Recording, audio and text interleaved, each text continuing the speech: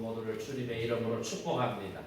이 예배를 통해서 정말 하나님 만나시고 여러분의 인생이 바뀌고 여러분의 삶이 성령 충만하고 하는 일들마다 형통케 하시는 하나님의 놀라운 은혜와 능력을 체험하시기를 주님의 이름으로 축복합니다. 오늘은 추수감사주일로 하나님 앞에 예배를 드립니다.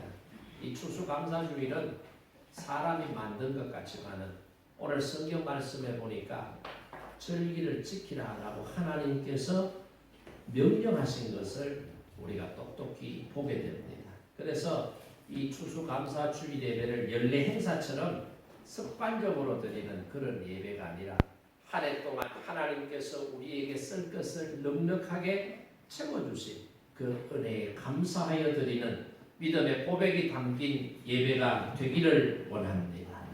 사람은 어떤 생각과 마음 자세를 가지느냐에 따라서 그 삶의 태도가 달라집니다. 인생이 달라집니다. 적은 것을 받아도 많이 감사하는 사람이 있는가 하면 많은 것을 가져도 감사하지 못하고 불평하고 원망하며 사는 사람들이 있어요. 무엇 때문에 그럴까? 마음 자세 때문에 그래요. 그 사람이 품고 있는 마음이 어떤 마음이냐에 따라서 이런 다른 결과가 나오는 거예요. 그래서 인도의 시성이라고 말하는 타고르는 이런 말을 했습니다. 감사의 분량은 곧 행복의 분량이다. 감사의 분량이 행복의 분량이다. 성도 여러분, 감사하시길 바랍니다. 왜냐하면 감사하는 것만큼 여러분이 행복해진다는 것을 알아요. 감사하면 행복한 거예요. 가이드 포스터지에 이런 기사가 실렸어요. 아메리카 대륙에 첫 발을 내디딘 청교도들이 어떻게 살아남을 수 있었을까? 청교도들이 아메리카 대륙에 도착했을 때가 12월 한겨울이었어요. 103명이라고 하는 사람이 메이플라워호를 타고 신앙의 자유를 향해서 이 아메리카 대륙으로 가는 도중에 거의 절반이 배 위에서 죽어버립니다. 그리고 도착했더니 12월 달이 한겨울입니다. 추위와 싸워야 되고 가지고 간 양식이 떨어지니 먹을 것이 없어 배고픔과 싸워야 되는 정말로 열악한 상황이었다.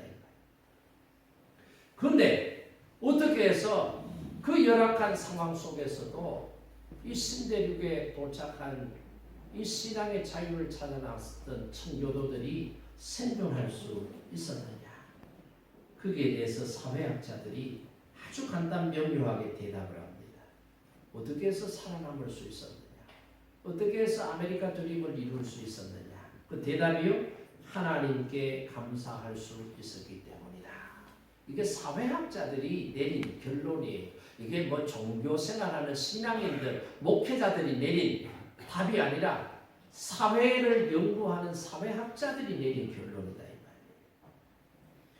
그들이 낯선 땅의 환경만 보고 절망에 빠지고 불평만 했다면 감사할 수 없었을 것이고, 그러면 모두 죽었을 것이라는 거예요. 그런데 신앙의 자유를 찾아서 나섰는데 아메리카 대륙에 도착해 보니까 열악한 환경이지만 신앙의 자유를 얻었다는 거예요. 많은 동료들이 죽었는데 아직도 자신들은 살아있다는 거예요. 그리고 이 땅에서 이루어 나갈 미래를 생각하며 비전을 생각하니 희망이 보이더라는 거예요. 그래서 감사할 수 있었다는 거예요.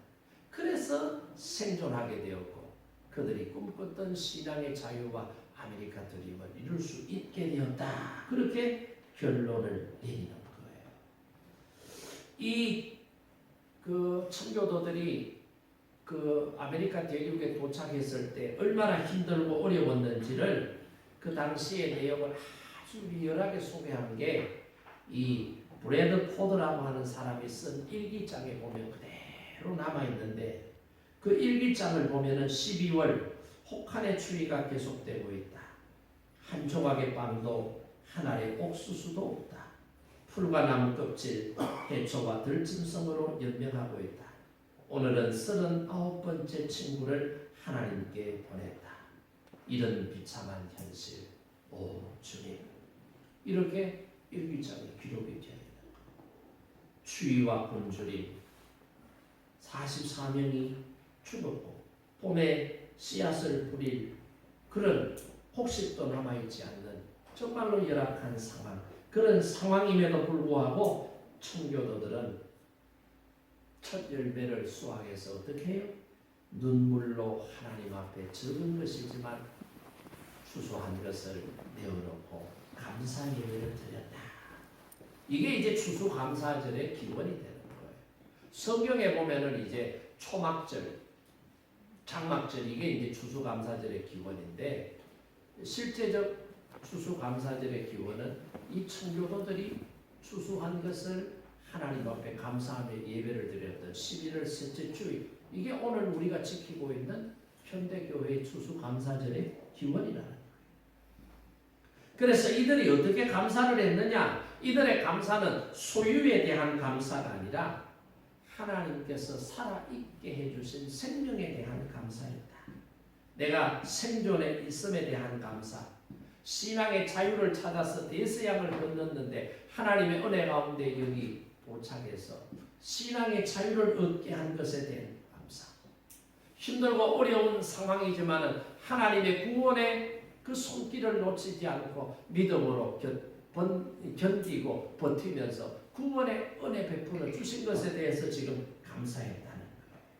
그러니까 하나님은 바로 이런 감사를 받으시고 이 사람들과 더불어 이 사람들의 후손들이 아메리카의 기적을 이루는 축복을 누리게 하셨다라는 것을 저와 여러분이 깨닫기를 바랍니다. 이것이 이제 오늘 전 세계 교회가 지키는 추수감사절의 이제 시작인데, 성경적 번호는 조금 전에 제가 말씀을 읽어드렸던 것처럼 이제 신명기 16장에 나오는 수장절, 장막절에 대한 이것이 이제 추수감사절의 기원이라는 거예요. 여러분, 구약시대 이스라엘 백성들을 보십시오. 이 사람들은 애굽에서 해방되었어요. 40년 광야 생활을 지나서 남아있는 자들이 가나안 땅에 들어갔습니다. 천농사를 지었어요. 그리고 저장을 했어요. 그리고 하나님 앞에 수장절 절기를 지키며 감사의 예배를 드렸다. 그런데 이 절기는 그들 스스로 자발적으로 감사해서 감사의 절기를 지킨 것이 아니라 하나님께서 그들에게 그렇게 하라고 명령하신 명령이라는 것을 우리가 알아야 됩니다.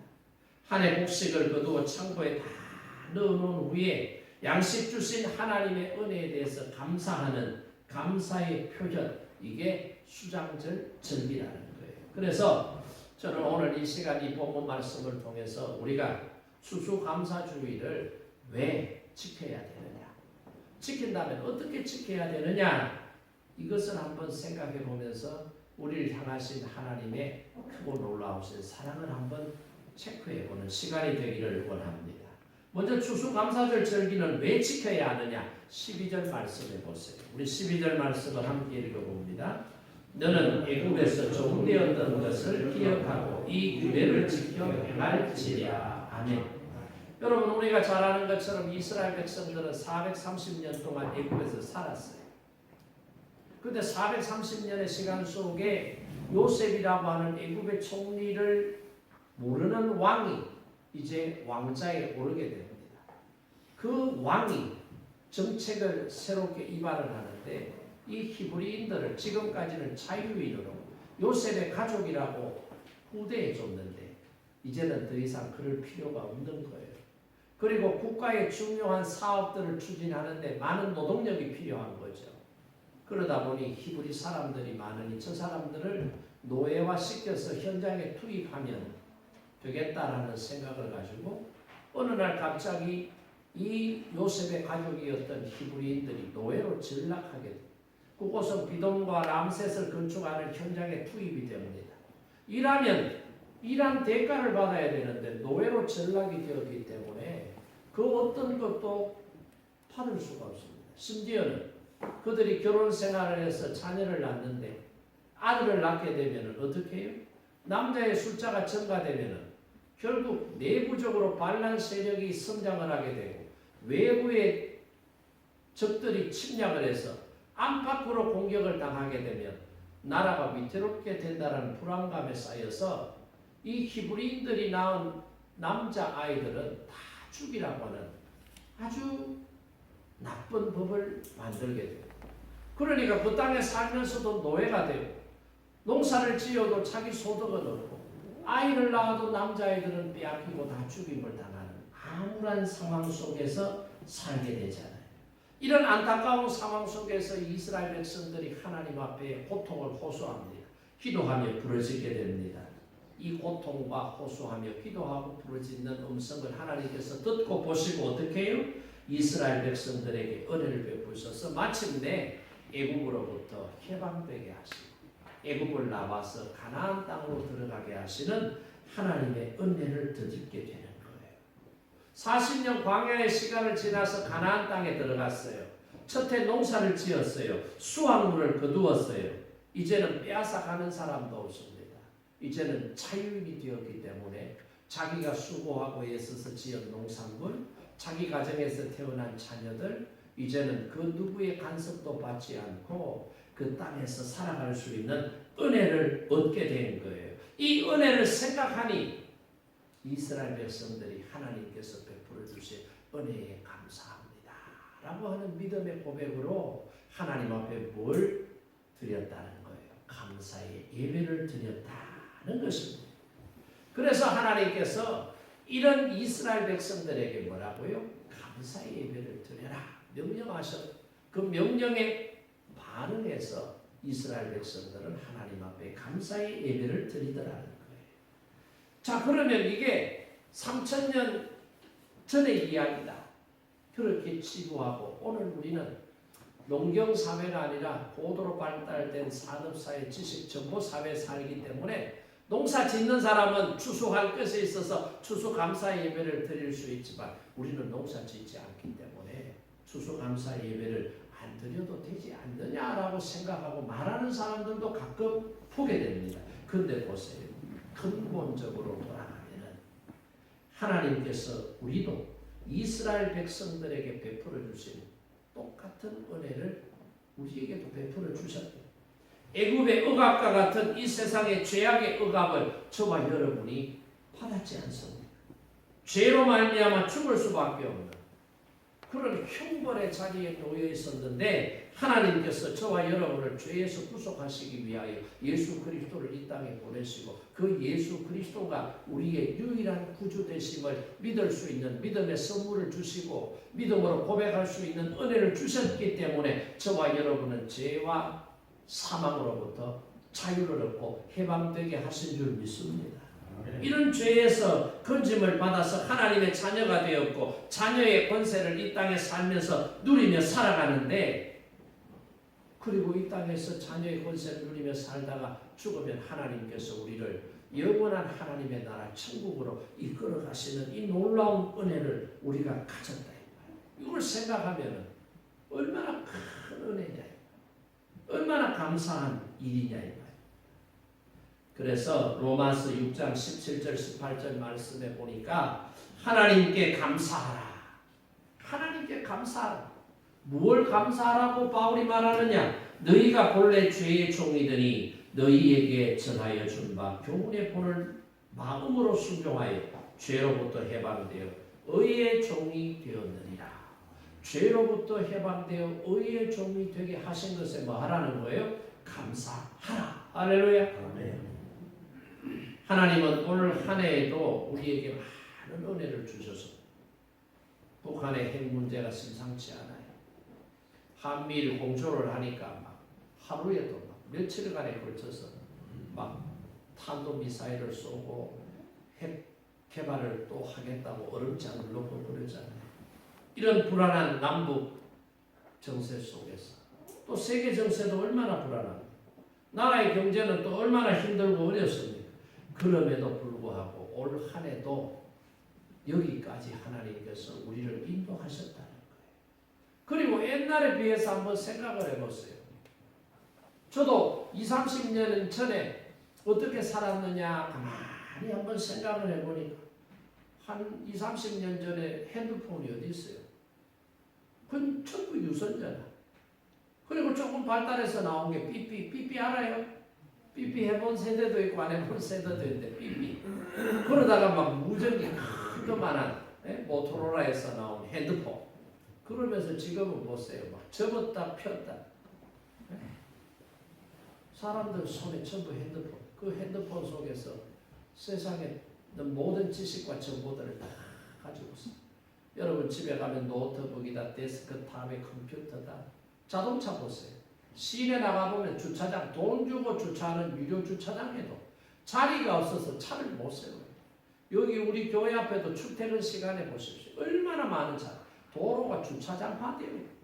옛날에는 한 집에 자가용 한 대만 가져도 이야 그랬는데 요즘은 19대로 자가용을 다 가지고 사는 엄청난 부와 풍요를 누리면서 우리가 살아가고 있지 않습니까? 불과 20, 30년 전과 비교해도 이만큼 우리가 지금 풍요롭고 여유있고 평화로운 삶을 살아가고 있다는 것, 이것 하나만 보더라도 감사가 우리 속에서 나올 수밖에 없다 이 말이에요. 근데 오늘과 같이 풍요로운 세월 속에 살아가면서도 감사하지 못하고 입이 톡 튀어나가 막 불만, 원망, 막 불평하는 사람들이 우리 주변에 얼마나 많으죠. 그게 뭐예요? 생각이 문제, 생각을 바꾸면 여러분 세상을 보는 눈이 달라져요. 생각이 문제. 오늘 살아가는 우리의 문제는 가난의 문제도 아니, 코로나19 질병의 문제도 아니, 실패도 문제 아니. 뭐가 문제냐? 생각의 문제. 감사할 줄 모르는 것이 문제다. 이 말이에요. 많은 것을 누리면서도 감사가 없으면 어떻게 해요? 불평하고 원망이 나올 수밖에 없어요. 그래서 신실한 그리스도인의 삶은 소유를 더 많이 늘려야 되겠다. 더 많이 가져야 되겠다. 이런 욕심을 줄이는 데서부터 시작된다는 것을 여러분 알기를 바랍니다. 욕심을 줄일 뿐만 아니라 있는 것에 감사하는 성도가 진짜 그리스도인의 삶의 모습을 가진 사람이라는 것을 저와 여러분이 깨닫기를 원합니다. 내게 있는 것이 주님의 은혜임을 깨닫고 고백할 줄 아는 것이 진짜 그리스도인의 삶이라고 하는 것을 우리가 깨달아야 합니다. 신앙생활하면서 내가 그리스도인이라고 말하면서 다 많은 것을 가지려고 하는 소유욕에 불타는 사람, 욕심이 막 이렇게 안 된다. 우리는 하나님의 은혜 하면 엄청난 것을 생각하잖아요. 그렇죠? 막 하늘에서 뭐가 떨어지기를 생각해요. 기도 응답 그러면은 막 암이 막 한 번에 나온 거 막 이런 걸 생각해요. 근데 여러분 암 안 걸리는 게 낫지. 그래 기도해가지고 암 고쳤다고 기적이라고 말하는 것보다 우리 몸속에는 암세포가 항상 있는데 그 암세포가 내하고 동거하고 있지만 내가 암에 안 걸리는 게 하나님의 더 큰 은혜요 기적 아니겠어요? 근데 일상의 이런 기적들, 이런 감사의 요건들은 우리가 발견하지 못하고 감사 못하는 거예요. 뭔가 큰 일이 터졌을 때 그게 막 해결이 되면 막 감사하려고 하는데 여러분 안 걸려가지고 막 고생하다가 나가가지고 할렐루야 하는 것보다 안 걸리고 할렐루야 하는 게 더 큰 감사 아니겠어요? 맞죠? 그러니까 일상생활 속에 하나님께서 우리에게 주신 크고 작은 일들 그 속에서 감사할 수 있는 것을 찾아서 감사하는 게 이게 진짜 그리스도인의 모습이라는 거예요. 어떤 한 젊은 여성이 사랑하는 남자의 프로포즈를 받고 결혼했어요. 막 눈에 콩깍지가 씌다 보니까 그 남자 한 사람만 봤지 남자의 가족은 보지 못했던 거예요. 결혼을 해보니까 그 집에 시동생이 7, 7남매 중에 장남한테 지금 시집을 가는 거예요. 시집 가니까 시아버지는 오래전에 돌아가셨고 과부 시어머니 혼자 있는 거예요. 그러니까 결혼식 딱 올리고 신혼여행 2박 3일 갔다 오고 시집에 들어가서 생활을 딱 하는데 그 신혼의 달콤한 꿈을 꾸면서 결혼했는데 이거 결혼하고 2박 3일 지나고 그때부터 전쟁이다. 새벽에 일어나가지고 홀 시어머니 7명의 시동생 시누이 도시락 7개 다 싸야 되고 이거 보통이 아니에요. 여러분 벤또 7개 싸봤습니까? 저는 뭐 7남매 중에 하나가 아니라서 모르겠는데 도시락 하나 싸는 것도 여러분 뭐 여사일 아니라 하더라고. 주부 얘기 들었는데 도시락 싸야 되죠. 학교 가고 나면 집에 혼자 계신 과부 시어마씨 점심 차려줘야 되지. 저녁 차려줘야 되지. 간간히 간식도 차려줘야 되지. 이게 막 남편은 초등학교 선생님인데 초등학교 교사 월급 가지고 지금 7 시누이 시동생의 시어머니 8명 자기 남편 10명이 살아요. 그러다가 예수를 안 믿는 집이 되다 보니까 1년에 제사가 10번이 넘네. 그러면 10번 넘는 제사지는 한 달에 한 번씩 제사가 돌아오는 거예요. 집이 가난하든지 말든지 제사장은 상다리가 부러지도록 차려야 또 과부 시어머니가 입이 또 귀에 걸리지. 안 그러면 뭐 성의가 있느니 없느니 그러면서 며느리가 잘못 들어와가지고 조상님 굽는다느니 만다느니 온갖 소리 다 나오면 집안이 시끄럽잖아요. 그러니까 있는 힘을 다해서 하다 보니까 이 10년 세월 동안에 막 골병이 들어버려. 그러니까 아이고 나이 30대 중반인데 이거 50견이 벌써 와버렸네. 엘보도 와버리고 어깨도 고장이 나고 허리도 고장이 나고 아이고 그런 거예요. 그래도 버텨야지. 자식 새끼도 있는데 그러면서 인내심을 가지고 버티고 또 10년을 더 사는 거예요. 이제 40대 중반이 돼버렸네. 아이고 40대 중반이 되니까 이제는 막 있는 기가 다 빠져가지고 이제는 숨 쉬는 것도 힘들어. 아이고 남이 제발 밥 좀 해주면은 나도 남이 해주는 밥상 좀 받고 밥 먹고 좀 살았으면 좋겠다. 여러분 소박한 꿈이잖아요. 뭐 대궐 같은 집 산다, 뭐 좋은 차 산다 그런 것도 아니에요. 남이 해주는 밥 나도 가만히 앉아서 밥상 한번 받아줬으면 좋겠다. 내가 20년 동안 시동생, 시누이, 시어마씨, 남편 막 밥상 차리다가 골빈 들었네. 이제 나도 좀 대접받고 살았으면 좋겠다. 그 생각을 그런데 벌써 10여 년 전부터 지금 엘보 어깨에 문제가 온 게 10년 세월 동안 빠듯한 살림에 바빠서 병원 가가지고 치료도 못 받고 못 고쳤는데 이게 이제 막 누적이 되니까 이게 심각한 현상. 이게 이제 몸을 꼼짝을 못하는 거예요. 진짜 이제는 밥을 하고 싶어도 밥을 못하는 거예요. 남이 밥 안 해주면 이제 다 굶어 죽겠어요. 그랬을 때 그 아줌마 주변에 친구가 찾아와서 야야 니 왜 이렇게 힘들게 사노? 뭐 나도 사는 게 너하고 별반 다르지 않지만 네 마음이 왜 이렇게 힘드노? 너 마음이 왜 이렇게 강팍해졌냐? 그러면서 이 얘기를 하는 나도 너하고는 별반 차이가 없지만 나는 정말 행복해. 뭐 가족들이 나한테 막 물질적으로 이렇게 막 풍요롭게 해줘서 편안하게 해줘서 내가 행복한 게 아니라 나도 힘들고 어렵지만은 나는 의지할 때가 있어. 나는 위로해 주시는 분이 있어. 그 누군데? 너 남편이 그래 뭐 잘해주나? 아니야. 우리 남편도 너 남편하고 비슷하다. 그럼 누가 그랬잖아? 주님이 그렇게 해주신다는 거예요. 주님께 위로받는다는 거예요. 그래서 야 너도 이대로 있으면 너 죽는다. 너 몸도 이렇지만 너 마음은 진짜 몸 아픈 것보다 더 심각한 병에 걸렸네. 그러니까 너 나 따라가자. 내가 믿는 예수님 너도 믿어라. 그러면 너 마음이 달라지면 너 행복해질 수 있어. 너 병도 고칠 수 있어. 그러면서 전도를 하는 거예요. 그러니까 이분이 그 친구가 신실한 친구고 자기가 너무 힘들고 어려우니까 이 친구의 말을 듣고 교회로 따라가는 거예요. 한 주일 가고 2주일 가고 한 달 가고 2달 가니까 아이고 기도를 할 줄 아네. 기도를 하는 거예요. 기도를 하면서 하나님 저를 용서해 주세요. 저는 제 답답한 환경과 처지 때문에 시어머니 원망하고 남편 원망하고 시누이 시동생 원망하고 내 팔자 탓하고 이렇게 살았는데 내가 교회 나와서 신앙생활한 지 불과 몇 달밖에 안 되지만 내가 하나님의 말씀을 들으니까 내가 너무 잘못 살았다는 게 깨달아지네요. 내 마음이 너무 강팍했다는 것이 부끄럽습니다. 남편을 사랑할 수 있었는데 미워하고 증오했고 저 과부 시어머니 용심 때문에 내가 못 살 이혼할까 말까 내가 막 하루 저녁에도 12번 더 고민하고 속으로는 저놈의 시어머니 빨리 안 죽나 저주도 하고 저 딸린 시동생 시누이들 내가 원망도 했는데 하나님 제가 생각을 잘못했어요. 제 마음이 병들고 강팍해서 그런데 하나님 저를 용서해 주세요. 저를 용서해 주세요. 그러면서 막 회개의 기도를 막 하기 시작. 근데 입으로만 달싹달싹하는 회개의 기도가 아니라 진짜 온 마음으로 막 회개를 하니까 여러분 막 기도할 때 그런 경험 있죠. 주님 용서해 주세요.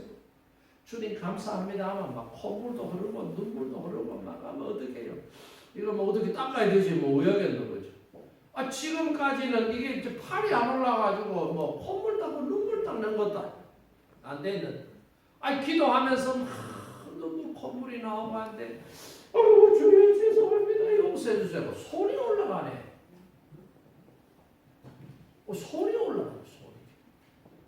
팔이 병이 났어. 엘보도 어깨도 지금 병이 고장이 나서 안 됐는데 그렇게 회개하고 하나님 앞에 부르짖는 눈물 콧물 닦는다고 자기도 모르게 무의식적으로 하니까 손이 올라가더라. 할렐루야. 아멘. 그래서 이분이 하나님 내 평생의 소원이 남이 밥 해주는 밥상 받는 게 소원이었는데 시누이 시동생 밥상 차리고 남편 밥상 차리고 도시락 싸고 시어른 삼시세끼 밥상 차리는 게 너무너무 힘들고 하기 싫었는데 내가 아파 보니 밥상 밟는 것보다 밥상 차려주는 것이 더 은혜라는 것을 깨닫게 해주시니 감사합니다. 그러면서 하나님 앞에 감사했다는 거예요. 여러분 보세요. 감사는 뭐 대단한 사건 문제가 해결되어도 감사해야 되지만 우리의 일상 속에서 일어나는 소소한 작은 일들 속에도 감사해야 될 것이 많아요. 원망할 때 하나님은 감사의 문이 닫히. 감사할 때 하나님은 감사의 문을 통해서 문제가 해결되게 하시는 하나님의 놀라운 은혜가 그 속에 있다는 것을 저와 여러분이 깨닫고 저와 여러분은 하나님 앞에 감사할 수 있기를 바랍니다. 일상생활 속에서 감사하기를 원합니다. 현재 내게 주신 가정에 감사하기를 원합니다. 내 부모, 내 자식 감사하기를 원합니다. 내가 다니는 직장, 내가 다니는 교회 감사합니다 라고 고백할 수 있는 감사의 마음이 저와 여러분에게 있기를 바랍니다. 네. 여러분 영국의 신학자인 매튜 헨리라고 하는 주경가는 이런 말을 했어요. 감사는 더하기와 같아서 모든 것에 감사하면 거기에 하나님의 축복이 더해진다. 어떤 일이든지 어디서든지 감사하면 플러스의 축복이 주어진다. 그러나 반대로 원망과 불평은 빼기와 같아서 있는 것까지도 다 빼앗기게 된다. 그렇게 주경학자가 감사에 대하여 정의를 하고 있다는 거예요. 그래서 감사와 불평의 공통적인 특징이 있다면 하면 할수록 불어나는 거예요. 감사하면 감사는 더 늘어나는 거예요. 불평하면 불평은 더 늘어나는 거예요. 원망하면 원망하는 만큼 원망은 더 늘어나는 거예요. 짜증내면 짜증내는 만큼 짜증이 더 늘어난다. 그럼 여러분 감사할 거요? 불평하고 원망할 거요? 어떻게 할 거예요? 감사하세요. 감사. 집에 가서 남편 얼굴 쳐다보면 짜증나가지고 원망하고 저주하지 말고 그러면 원망과 저주가 더 늘어나. 감사합니다. 나 같은 여자하고 결혼해줘서 감사합니다. 나 같은 남자하고 결혼해줘서 감사합니다. 감사해요. 성경의 감사는 여러분 죄로부터 사함을 받은 구원의 은혜에 대한 감사. 내가 하나님의 자녀가 될 수 없는데도 불구하고 하나님께서 나를 자녀 삼아 주신 것에 대한 감사. 성령 하나님께서 나와 동행해 주시는 것에 대한 감사. 이런 감사예요. 근데 우리들의 모습은 어때요? 교회 나와서 신앙생활하는 성도들 중에도 우리가 감사하는 건 어떤 데 감사해요? 물질적인 감사. 뭔가 지금 나한테 물질이 많이 소득이 많아졌을 때 물질적인 감사. 영적인 감사. 참 미래에 대한 어떤 감사보다 현세적인 감사. 모든 것에 대한 감사가 아니라 선택적 감사. 그러니까 우리가 신앙생활하면서도 하나님께서는 이런 것 때문에 감사하라고 그러는데 하나님께서 감사하라고 하는 것에 대한 별 감동이 없고 우리가 만든 감사의 조건, 물질적인 감사, 현세적인 감사, 선택적인 감사 이런 것에만 감사를 하려고 하지는 않는지 저와 여러분이 다시 한 번 더 우리의 모습을 점검해보는 시간이 되기를 바랍니다. 그래서 지금부터는 죄사함의 은혜에 대한 감사, 구원의 은혜에 대한 감사, 욕심에서 벗어나서 적은 것을 소유하지만 일상 속에서 소소한 것에도 감사할 수 있는 그런 신앙인의 모습이 되도록 하나님 저를 붙잡아 주소서라고 기도하는 저와 여러분 되기를 바랍니다. 두 번째는 어떻게 감사해야 되느냐? 어떻게 감사해야 되느냐? 15절 말씀을 함께 읽어봅니다. 15절입니다. 내 하나님 여호와께서 택하신 곳에서 너는 이래 동안 내 하나님 여호와 앞에서 절기를 지키고 내 하나님 여호와께서 내 모든 소철과 내 손으로 행한 모든 일에 복 주실 것이니 너는 온전히 즐거워할지니라. 아멘. 받은 것에 대해서 감사하라. 그리고 특별한 게 하나 더 딸려 나오는데 뭐예요? 주실 축복을 생각하면서 미리 감사하라는 거예요. 그러니까 감사가 두 가지예요. 이미 받은 것에 대해서 감사하고 또 앞으로 주실 하나님의 은혜를 바라보면서 미리 뭐하라? 감사하라. 그게 15절 말씀입니다. 누가복음 17장에 보면은 10명의 남영 환자들이 예수님으로부터 고침을 받아요. 여러분 남영 환자가 고침을 받으면 얼마나 좋아요. 남영이 발병됐다는 게 제사장에게 확인이 되면 그 시로부터 가족들하고 떨어져요. 동네에서 뭐 성막 멀리 숨어서 지내야 된다. 그리고 먹을 것을 갖다 내놓으면 몰래 와서 가지고 가서 먹고 사는 그런 생활을 해야 되거든. 그런데 이런 사람들에게 주님께서 깨끗하게 치유해 주시는 은혜를 체험하게 된 거예요. 그러니까 병이 나으니까 얼마나 좋았겠어요. 그죠? 불치의 병인데 못 고치는 저주의 병이라고 생각해요. 병이 나은 거예요. 그러니까 너무 좋으니까 10명 중에 9명은 막 친구한테 가고 가족들한테 가고 막 안 갔겠어요.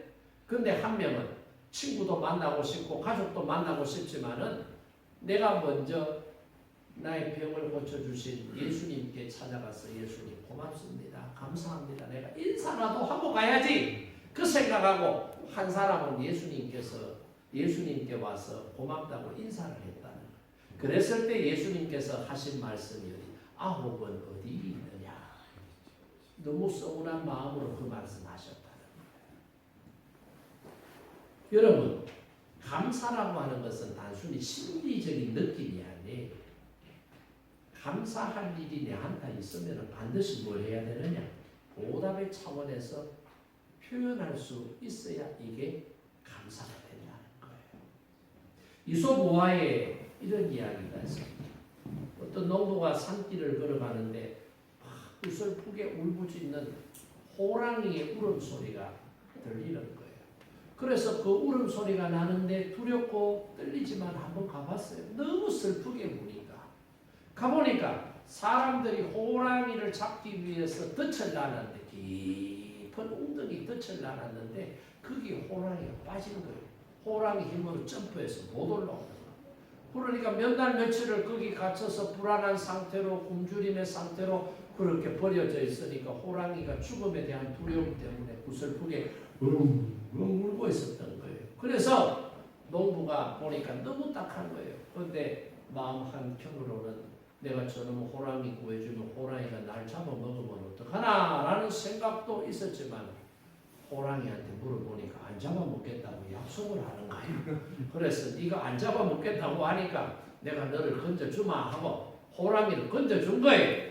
그러니까 잠시 전에는 호랑이가 안 잡아먹겠다 해놔놓고 이거 살려줘 놓으니까 아이고 잡아먹으려고 그러는 기라. 그러니까 농부가 너무 막 억울하기도 하고 이 호랑이한테 잡아먹히면 난 안 된다 싶어가지고 호랑이한테 잠깐 요구를 합니다. 농부가 너무 억울해서 호랑이한테 야 네가 나를 잡아먹어도 되는지 소한테 한번 가서 물어보자. 소가 잡아먹어도 된다 하면 내가 잡아먹일 테니까 일단 소한테 한번 가봐요. 소한테 갔어요. 소한테 가니까 호랑이하고 사람이 와가지고 사정이 요래요래 돼서 내가 보여줬는데 호랑이가 날 잡아먹으려고 한다. 소야 니는 왜 생각하노? 그러니까 소가 곰곰이 생각하다 잡아먹어도 되겠네 그러는 거예요. 왜? 소는 억가심정이 있었던 거예요. 맨날 일식에 먹고 먹는 거는 풀떼기 좀 해주고는 막 더러운 마음간에 잠재우고 날만 새만 일부리 먹고 거기다가 나중에는 어떻게 해요? 새끼 놓으면 새끼를 막 생일을 시켜가지고 팔아먹어버리고 나중에 늙으면 어떻게 해요? 잡아가지고 고기까지 먹어버리는 그 생각하니까 막 소가 사람에 대한 분노가 일어나가지고 막 생각도 안 해고 사람 잡아도 된다고 호랑이한테 얘기해요. 그러니까 야 이거 호랑이가 잡아도 된다고 그러니까 농부가 야 삼세판이라고 그랬는데 소는 저렇게 생각할지라도 여우한테 한번 가보자. 여우한테 가서 한번 물어보자. 그래 호랑이가 알았어. 여우한테 가서 물으니까 여우도 맨날 사람들이 덫을 놔가지고 말이에요. 농작물 막 해코지 한다고 막 쫓아내고 심지어는 여우 꼬리 털 벗겨가지고는 막 저 집에 딸한테 저 마누라한테 목도리 해가지고 막 옷 만들어 입히고 여우가 생각하니까 막 화가 나가지고 사람 호랑이 저 잡아먹어도 된다라고. 여우까지도 호랑이한테 사람 잡아먹어도 된다는 거야. 이야 이거 삼색과 그래. 마지막으로 그럼 토끼한테 한번 가봐. 토끼야. 저 호랑이가 날 잡아먹으려고 그러는데 이거 왜 하면 좋겠노? 토끼가 아이고 내가 아저씨 이 얘기를 들어서는 호랑이 이야기를 들어서는 내가 정확하게 판단을 못하요. 그러니까 다시 이거 한번 되돌아가 봅시다. 우리 타임머신 타고 몇 시간 전으로 되돌아가 봅시다. 그러는 거예요. 어떻게 됐는지 내가 정확하게 알아야지 내가 정확하게 판단할 거 아니냐. 그래서 농부가 오케이, 호랑이도 오케이. 요번에 이제 토끼도 잡아먹으라 하면 내 진짜 잡아먹는데 원망하지 말이 하고 가서 자 어떻게 됐는지 한번 재연을 해보라 그러니까 호랑이가 자 봐라 내가 며칠 전에 이 사냥꾼들이 파는 웅덩이에 이렇게 빠져서 하고는 뛰내려가는 거예요. 뛰내려갔단 말이에요. 그러면 이제 그 다음에 어떻게 해요? 지나가던 아저씨가 그때 올려주고 살려줘야 되잖아.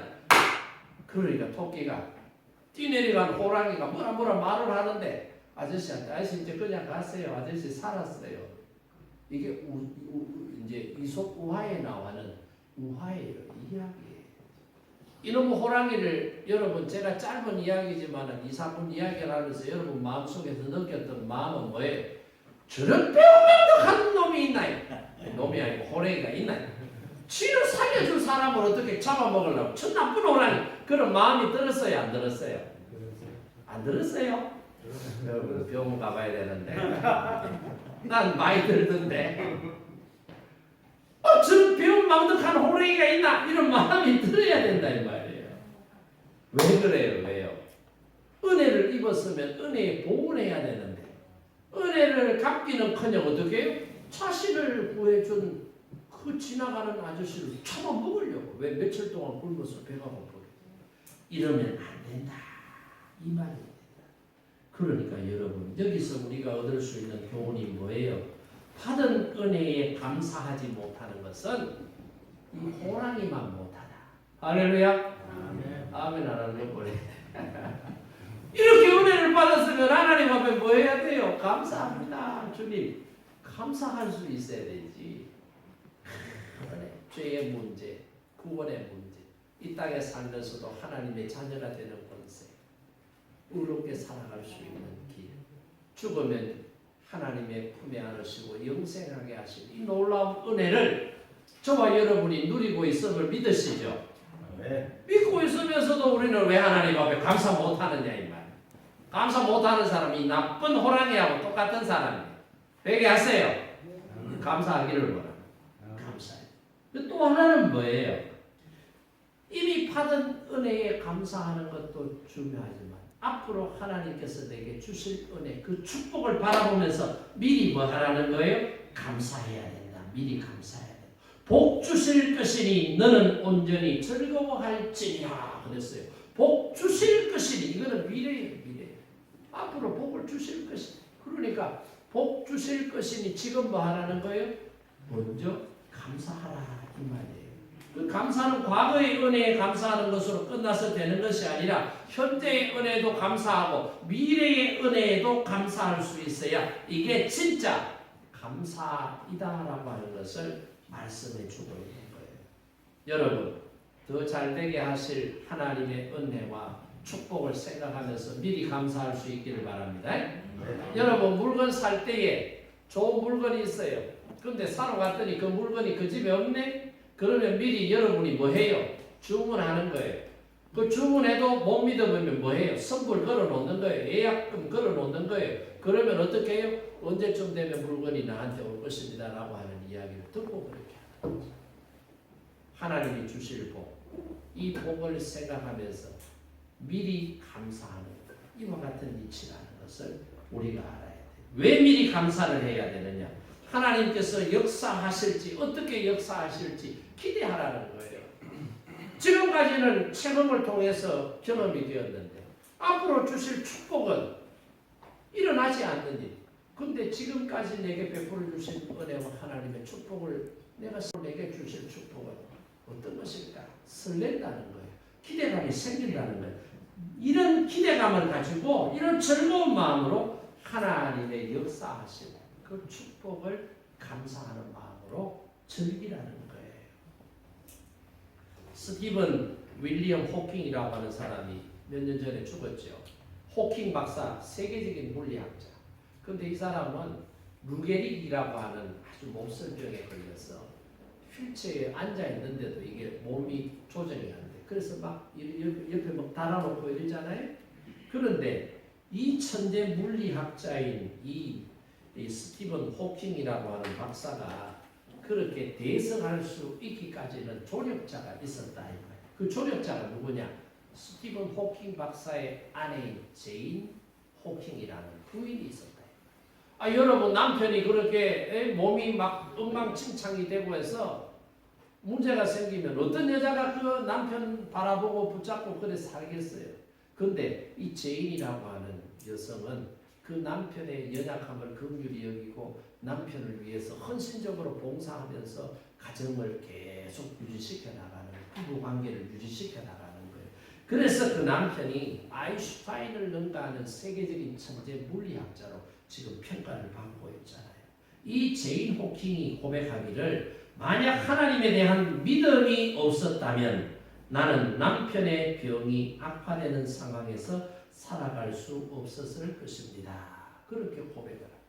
남편의 병이 이렇게 악화되는데 하나님이 살아계신 하나님이라는 것을 내가 믿지 못했다면 남편 버리고 팔자고치로 갔을 수도 있다 이 말이거든요. 그러니까 여러분, 믿음이 놀라운 역사를 만들어내는 힘이 있다는 것을 우리가 알아야 돼요. 여러분은 어때요? 올 한 해의 삶을 살면서 여러분의 삶과 여러분의 가정과 여러분의 사업장에 어떤 일들이 생겼어요? 여러분들이 계획하고 여러분들이 마음먹은 대로 그 일들이 다 성취가 되었어요? 아니면 여러분들의 생각과는 정반대의 현상들이 일어났습니까? 어떻게 됐어요? 혹시 여러분들이 계획을 세우고 마음먹은 대로 기도했지만은 기도 응답이 되지 않는다고 생각하고 지금 이 자리에 앉아 계신 분이 계신다면 그래도 하나님께서 이루어 주실 축복을 기대하면서 믿음으로 반응하시기를 주님의 이름으로 축복합니다. 믿음의 생각을 해야 돼. 믿음의 말을 해야 돼. 믿음으로 하나님께서는 미래를 변화시켜 나가시는 은혜를 우리에게 체험하게 하시는 분이라는 것을 깨닫고 미리 감사할 수 있는 은혜가 있기를 바랍니다. 그리고 마지막 세 번째 뭐예요? 어떻게 추수감사절을 지켜야 되느냐? 함께 모여 하나님 앞에 예배를 드려야 된다. 그게 어디 나와요? 16절 말씀이에요. 16절 말씀을 함께 봅니다. 너희 가운데 모든 남자는 1년에 3번 곧 무교절과 칠칠절과 초막절에 내 하나님 여호와께서 택하신 곳에서 여호와를 배웁되 빈손으로 여호와를 배웁지 말고 하매. 여기에 보니까 하나님을 배웠고 절기를 지키는데 어떻게 해요? 하나님 앞에 보이라 이 말입니다. 하나님 앞에 보이라. 하나님 앞에 보이는데 어디에 나타나서 하나님 앞에 보여야 되느냐? 하나님께서 택하신 곳인데 그 택하신 곳이 어디예요? 중앙성소 예루살렘이다. 예루살렘 성전에 가서 1년에 3번 3대 절기에는 너희 남자들이 반드시 그곳에 가서 하나님 앞에 예배를 드려라. 그런 말씀입니다. 자, 그렇다면 예배라고 하는 것을 정리를 한번 해봅시다. 예배가 뭐냐? 정의를 한번 내려요. 예배는 뭐냐? 하나님 앞에 나를 보이는 것이다. 할렐루야. 하나님 앞에 나를 보이는 것이 하나님께 내 얼굴을 보이는 거예요. 하나님께 내 인격을 보이는 거예요. 하나님께 내 마음을 보이는 거예요. 하나님께 내 믿음을 보이는 거예요. 하나님 앞에 내 감사를 보이는 게 뭐라고요? 예배이다라고 하는 것이에요. 이게 예배예요. 하나님께 보이는 것이 예배라고 할 때 우리가 신경 써야 될 게 많아요. 뭘 신경 써야 돼요? 우리 얼굴 표정도 신경 써야 돼요. 우리의 옷 매무새도 신경 써야 돼요. 우리의 인격도 신경을 써야 돼요. 우리의 마음도 신경을 써야 돼요. 우리의 마음 뭐예요? 어떤 마음? 미워하고 원망하고 불평하는 그런 마음이 아니라 사랑하고 감사하는 마음, 위하는 마음, 기대하는 마음, 이런 마음을 가지고 살아야 된다. 하나님께서는 이런 마음을 가지고 하나님 앞에 나오는 성도를 보기를 원하시는 그 하나님의 마음이라. 근데 오늘 말씀에 보면은 하나님 앞에 보이라고 한 사람이 누구예요? 남자예요. 그럼 남자만 나오면 여자는 안 나와도 돼요? 어린아이들은 안 나와도 돼요? 아니에요. 여기서 말하는 남자라고 하는 것은 한 가정을 대표하는 사람이 남자이기 때문에 한 가정을 대표하는 남자가 하나님 앞에 나온다는 것은 그 가족 구성원 모두가 하나님 앞에 얼굴을 보이라는 의미예요. 그러니까 모든 가족들이 다 하나님 앞에 예배를 드려야 돼요. 가끔씩 이런 사람이 있어요. 목사님, 우리 가족들은 우리 신앙생활 안 하고 해도 뭐 제가 열심히 믿으니까 우리 가족들은 다 천당 가겠죠. 그래. 여러분 중에 그렇게 생각하는 사람 있어요? 여러분이 여러분의 가정의 대표라고 생각하고 여러분 한 사람이 열심히 신앙생활하고 여러분 한 사람이 하나님과의 관계가 좋으면 여러분 때문에 여러분의 가족들이 천국 갈 수 있다고 생각하세요? 아니에요. 대한민국 국회의사당에 가면 국회의원이 지역구 비례대표에서 300명 국민의 선택을 받은 사람들만 가는 거예요. 우리 남편이 내가 아는 사람이 국회의원이라고 해서 여러분 국회의사당에 가서 국회의원이 누리는 모든 혜택을 볼 수 있느냐? 안 돼요. 국회의원만 해당이 되는 거예요. 남자만이라고 해서 그 가정을 대표하는 남자 한 사람만 가면 나머지 가족들은 그 남편, 남자 한 사람, 아빠 한 사람 때문에 하나님의 은택을, 하나님의 은혜를 다 누리느냐? 아니다. 모든 사람이 하나님 앞에 나와서 하나님을 신뢰하고 하나님의 명령을 듣고 하나님의 뜻대로 살아갈 때 하나님의 은혜와 복이 그 사람에게 임하는 줄 믿으시기 바랍니다. 그러니까 여러분 신앙생활 나만 잘하면 된다. 그래서 결론을 내리면 안 된다. 아니에요. 그리고 여러분 우리가 감사를 하는데 좋은 일이 있을 때 내가 원하는 일이 있을 때 감사만 하려고 하는 감사에 대한 편견을 가진 사람들이 많이 있어요. 이건 여러분 잘못돼요. 우리가 오늘 찬양 안 했는데 가끔씩 부르는 찬양 가운데 길가에 장미꽃 감사 장미꽃 가시 감사 여러분 CCM 생각나죠? 그러니까 우리는 장미꽃에 대한 감사는 누구나가 다 하는데 장미꽃 가시에 대한 감사는 놓쳐버리고 감사 안 할 때가 오히려 원망하고 불평할 때가 많이 있다 이 말입니다. 그러니까 여러분 이걸 극복을 해야지 이제 진짜 감사의 깊은 은혜가 내 삶의 고백이 될 수 있는 거예요. 어떤 그리스도인이 이런 고백을 하더라고요. 나는 장미를 들고는 수백 번 감사를 했지만 장미꽃 가시에 찔려서 감사하지 못하고 원망하고 울었던 적이 한두 번이 아니다. 이 말이에요. 근데 장미꽃에는 꽃도 있지만 그 밑에는 가시가 있거든. 여러분 잘못 만지면 가시에 찔릴 수가 있어요. 장미꽃의 그 예쁜 모양, 향기, 그 색깔에는 감동을 하고 감사하죠. 그걸 만지다가 가시에 탁 걸리거나 찔리면 상처가 나고 상처가 나면 고통스럽다. 그래서 감사하지 못하고 원망할 때가 많다. 그래서 이 교회는 하나님 저에게 장미꽃 가시에게도 감사할 수 있는 은혜를 주소서. 장미꽃에만 감사하는 성도가 아니라 장미꽃의 가시도 감사할 수 있는 그런 성도가 되게 해주소서. 그렇게 기도했다는 거예요. 어떤 마을에 아들을 하나 가진 과부 아줌마가 며느리를 하나 봤어요. 이게 며느리를 바라놓으니까 이 과부 시어머니의 용심이 장난이 아닙니다. 저녁에 남편하고 퇴근하고 좀 아내가 이야기를 좀 하려고 하면은 용심 많은 시어머니가 야야 좀 건너와봐라 하면 밤새도록 안 놔주고 부들고 껴안고 자꾸네. 아들이 남편이야. 막 이런 것부터 시작해가지고 아들이 출근하고 나면 사사건건이 며느리를 구박하고 타박하고 며느리가 한 서너 달 살아보니까 숨통이 가고 막 온다 간다 말도 안 하고 도망가 버려. 이러기를 수차례 한 거예요. 그러니까 이 할머니가 이쯤 되면은 아유 이거 나한테 문제가 있어요. 내가 회개해야 되겠다 이래야 되는데 이러면 할머니는 그것도 모르고 며느리를 발락한데 이제 막 가까운 동네 소문이 다 나가지고 며느리 지방생이 없어. 며느리 볼 데가 없는.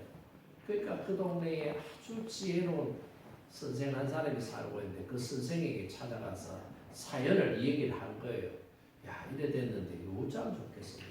그러니까 그 선생이 방법이 있습니다. 가까운 동네는 며느리로 들어올 사람이 없을 테니까 수천리 떨어져 있는 먼 섬나라에서 며느리를 하나 데리고 가야 됩니다.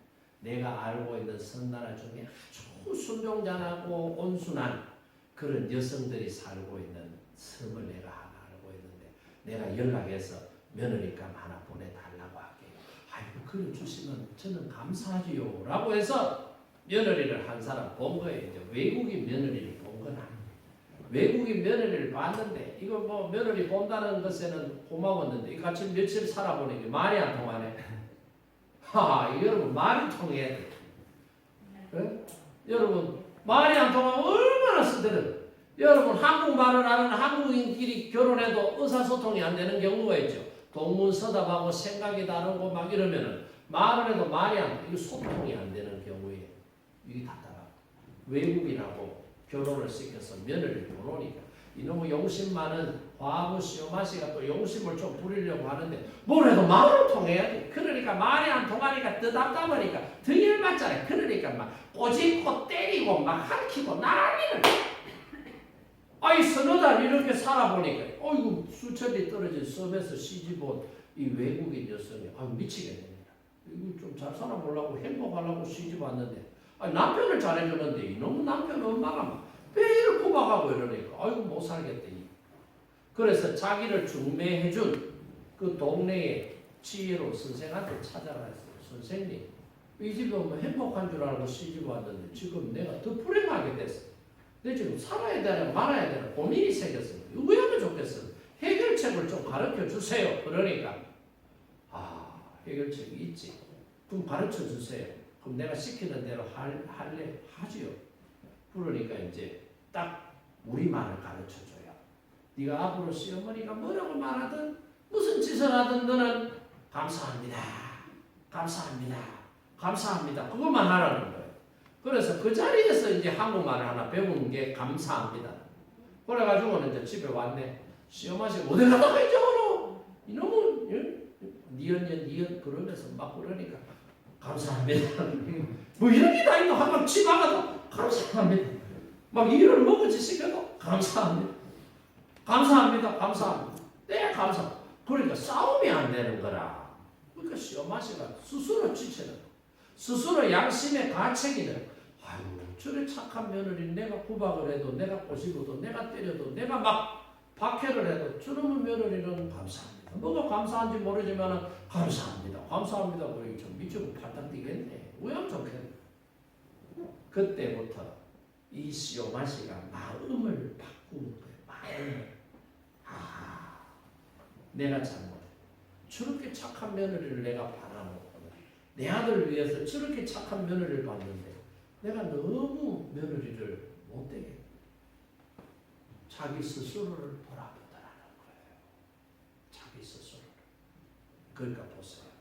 여러분 앞으로 어떤 일이 일어날지 모르지만 하나님께서는 내 힘들고 어려운 가시꽃에 붙어있는 장미꽃에 붙어있는 가시같이 나를 찌르고 힘들고 고통스럽게 하는 것이라도 앞으로 이 가시가 오히려 나에게 유익하고 깊은 감사를 체험하도록 이끌어갈 것이다 라고 하는 설레는 마음으로 기대하면은 하나님께서 그 찌르는 가시를 바꾸어서 나에게 아름다운 것으로 변화시켜 놓더라 하는 것을 기억하시고 미리 감사할 수 있기를 바랍니다. 장미꽃에만 감사할 것이 아니라 장미꽃에 붙어있는 가시에게도 감사할 수 있는 보다 더 성숙한 감사의 모습이 추수감사주의를 맞이하여 감사 예배드리는 저와 여러분의 삶에 임하시기를 주님의 이름으로 축복합니다. 우리 오늘 주신 말씀을 생각하면서 참